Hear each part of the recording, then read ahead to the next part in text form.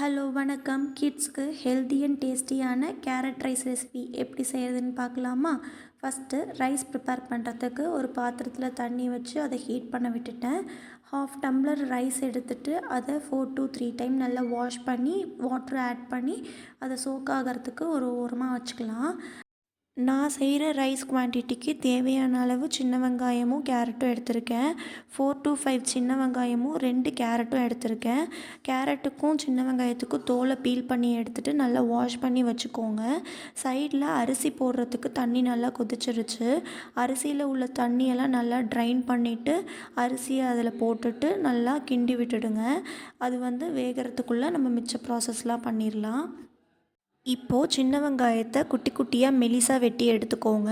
கேரட்டையும் நல்லா குட்டி குட்டியாக துருவி எடுத்துக்கோங்க. இதெல்லாம் பண்ணிகிட்ருக்கிற கேப்லேயே சாதம் நல்லா வெந்து வந்திருக்கும். கையில் எடுத்து ஒரு ரைஸை ப்ரெஸ் பண்ணி பார்த்திங்கன்னா அது நல்லா மசிஞ்சிரும். அதுதான் அதோட கன்சிஸ்டன்சி. இப்போ நம்ம சாதத்தை வடித்து எடுத்துடலாம். ரைஸோட கஞ்சி தண்ணிலாம் நல்லா வடியறதுக்குள்ளே நம்ம கேரட் ரைஸுக்கான பேஸ் ரெடி பண்ணிடலாம். அடுப்பில் ஒரு கடாய் வச்சுக்கோங்க. தேவையான அளவு எண்ணெய் ஊற்றிக்கோங்க. நான் கடலெண்ணெய் ஆட் பண்ணியிருக்கேன். கடுகு நல்லா வெடித்ததுக்கப்புறமா கொஞ்சமாக சோம்பு எடுத்து அதை நல்லா தட்டி அதையும் அந்த எண்ணெயில் போட்டுருங்க. அப்புறம் ஒரு கொத்து கருவேப்பிலையை உருவி போட்டுக்கோங்க. வெட்டி வச்சுருந்த வெங்காயத்தையும் அதில் ஆட் பண்ணிவிட்டு நல்லா வதக்குங்க.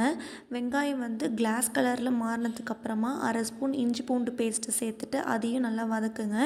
இஞ்சி பூண்டோட வாசம் போனதுக்கப்புறமா துருவி வச்சுருந்த கேரட்டையும் ஆட் பண்ணி அதையும் நல்லா வதக்குங்க. தென் தேவையான அளவு உப்பு மஞ்சத்தூளையும் ஆட் பண்ணிவிட்டு அதையும் நல்லா ஃப்ரை பண்ணிக்கோங்க. இப்போது நம்ம கொஞ்சம் மசாலாஸ் ஆட் பண்ணிக்கலாம். நான் எடுத்துக்கிற மசாலா எல்லாமே 1/4 ஸ்பூன் அளவில் எடுத்திருக்கேன். மல்லித்தூள், கரம் மசாலா, ஜீரகத்தூள், அப்புறமா சில்லி பவுடர் கொஞ்சமாக எடுத்திருக்கேன். நான் காஷ்மீரி சில்லி பவுடர் எடுத்திருக்கேன். நீங்கள் நார்மல் சில்லி பவுடரும் யூஸ் பண்ணிக்கோங்க. காரம் மட்டும் கொஞ்சம் பார்த்துக்கோங்க. இது எல்லாத்தையுமே அதில் ஆட் பண்ணிவிட்டு அதையும் நல்லா ஃப்ரை பண்ணிக்கலாம்.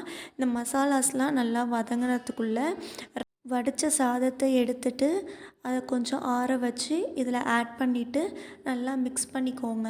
கடைசியாக தேவையான அளவு மல்லி இலை ஆட் பண்ணிவிட்டு அதையும் நல்லா கிளறி விட்டு எடுத்திங்கன்னா சூப்பரான கேரட் சாதம் ரெடி. இது உங்கள் குழந்தைங்களுக்கு நல்லா ஹெல்த்தியாகவும் இருக்கும், டேஸ்டியாகவும் இருக்கும்.